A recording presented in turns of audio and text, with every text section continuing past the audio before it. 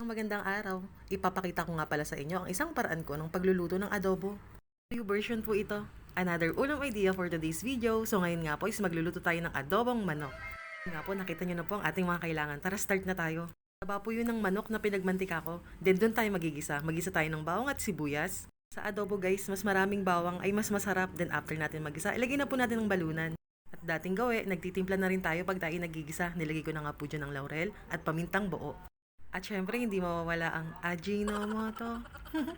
At pag nalagay na nga pong pampalasa at nagisa na ng maayos ang balunan ng manok, is pwede na po natin ilagay ang karne ng manok.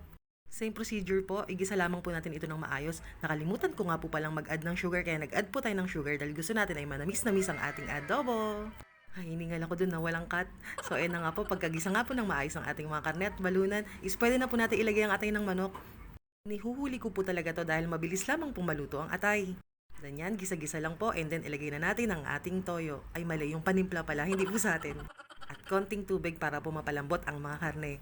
Takpan. At wag na magsusunugin. Check nyo rin, muntikan pang masunog yan. Tingnan nyo guys, tuyong-tuyo na siya. Pero yan naman po talaga ang prepare natin na luto ngayon ng adobo. Yan, haluin lang ulit. And then pwede na tayo mag-add ng suka. Pag nag-add ako ng suka, ay hindi ko na po ito tinatakpan at hinahayaan ko lamang po itong kumulo. Mga oras na yan ay sobrang bango na po ng ating niluluto. Thank you for watching. Kung nagustuhan nyo po ang aking video ay pwede po natin itong i-share. Bye!